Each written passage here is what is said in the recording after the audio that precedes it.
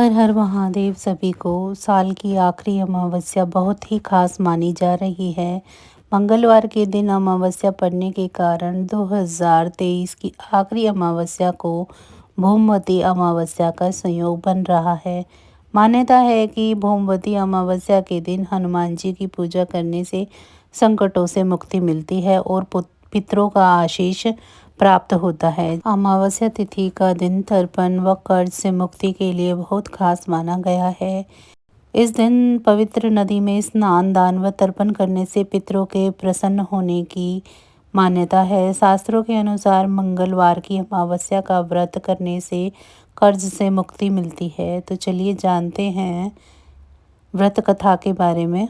धार्मिक मान्यताओं के अनुसार अगन के महीने में भगवान श्री कृष्ण जी ने गीता का ज्ञान दिया था। इस कारण अगन महीने की अमावस्या तिथि को अत्यधिक लाभकारी माना जाता है। यह अमावस्या पुण्य फलदायी मानी जाती है। मार्गशीर्ष अमावस्या तिथि को पितरों का नियमित रूप से श्राद्ध किया जाता है। कहा जाता है कि इस दिन पूजा और व्रत रखने से पितृ प्रसन्न होते हैं।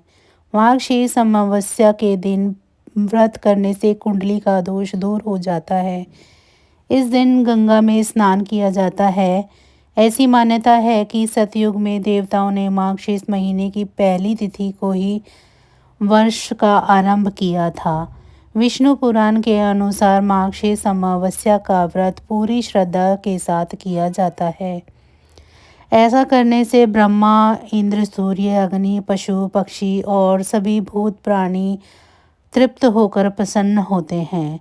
जिन व्यक्तियों की कुंडली में संतान का योग नहीं बनता, वह लोग मार्गशीर्ष अमावस्या का व्रत करने से संतान की प्राप्ति करते हैं। मार्गशीर्ष अमावस्या के दिन नदियों में स्नान का विशेष महत्व माना जाता है।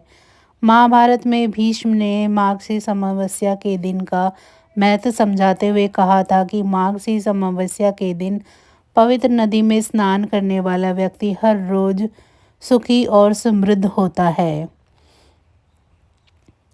इस दिन स्नान करने से व्यक्ति पूरी तरह से स्वस्थ रहता है और दुखों से मुक्त भी होता है। मार्गशीर्ष अमावस्या के दिन स्नान करने से पितरों की आत्मा को शांति मिलती है। मार्गशीर्ष अमावस्या की बहुत सारी कथाएं प्रचलित हैं। इनमें से एक है कि एक गरीब ब्राह्मण परिवार की कथा है। ब्राह्मण की एक पुत्री थी जो कि बहुत ही गुणवान और सर्वगुण संपन्न थी। जब ब्राह्मण की पुत्री विवाह योग्य हो गई तो ब्राह्मण ने अपनी पुत्री के लिए वर खोजना शुरू कर दिया ताकि ब्राह्मण की पुत्री को योग्य वर मिले, परंतु गरीबी के कारण विवाह की बात नहीं बन पाती थी। एक दिन ब्राह्मण के घर साधु आए। वह ब्राह्मण की पुत्री का सेवा भाव देखकर बहुत प्रसन्न हुए। साधुओं ने पुत्री को दीर्घायु होने का आशीर्वाद दिया। ब्राह्मण के पूछने पर साधु ने कन्या के हाथ में शादी की रेखा न होने की बात बताई। ब्राह्मण ने साधुओं से उसका उपाय पूछा। साधु ने बताया कि पड़ोस के गांव में सोना नामक धोबन का परिवार रहता है। कन्या यदि धोबन के परिवार की सेवा करे तो धोबन से उसका सिंदूर मांग ले तो कन्या का विवाह संभव हो सकता है।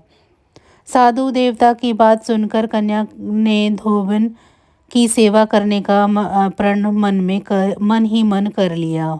अगले दिन से ब्राह्मण की पुत्री रोज सुबह उठकर धोबन के घर का सारा काम कर आती थी। धोबन ने अपनी बहू से कहा कि तू इतनी अच्छी है और घर का सारा काम कर लेती है। तब बहू ने धोबन से कहा कि वह तो सोती रहती है। इस पर दोनों बहुत हैरान हुई कि घर का सारा काम कौन कर जाता है। अगले दिन सुबह दोनों प्रतीक्षा करने लगी। तभी दोनों ने देखा कि एक कन्या आती है और धोबन के घर का सारा काम करने लग जाती है। तब धोबन ने कन्या से इसका कारण पूछा तो कन्या धोबन के पैरों में गिर पड़ी। कन्या ने धोबन को अपना सारा दुख सुनाया। कन्या की बात सुनकर धोबन उसको अपना सिंदूर देने के लिए तैयार हो गई। अगले दिन मार्गशीर्ष अमावस्या का दिन था। धोबन को पता था कि सिंदूर देने से उसके पति की मृत्यु हो जाएगी, लेकिन सोना धोबिन ने उसकी परवाह नहीं की और व्रत करके कन्या के घर चली गई। सोना धोबिन ने अपना सिंदूर कन्या की मांग में लगा दिया। ऐसे करने से सोना धोबिन के पति का देहांत हो गया। वापस लौटते समय सोना धोबिन ने रास्ते में पीपल के वृक्ष की पूजा की और 108 बार परिक्रमा किया। जब सोना धोबिन घर पहुंची तो उसने देखा कि उसका पति जीवित है। सोना धोबिन ने भगवान का धन्यवाद किया। तब से यह मान्यता है कि मार्गशीर्ष अमावस्या को पीपल के पेड़ की पूजा करने से सुहाग की लंबी उम्र होती है। तो बस आज की जानकारी इतनी ही थी। फिर मिलेंगे हम आपको ऐसी ही किसी अन्य जानकारी के साथ। तब तक मुझे दीजिए इजाज़त। अगर आपको मेरी जानकारियाँ अच्छी लग रही हैं तो मेरे चैनल को सब्सक्राइब करें, मेरी वीडियो को लाइक करें और प्लीज़ मुझे कमेंट बॉक्स में ज़रूर बताएं कि आपको ये मेरी जानकारियाँ कैसी लग रही हैं। आप सभी का बहुत बहुत धन्यवाद।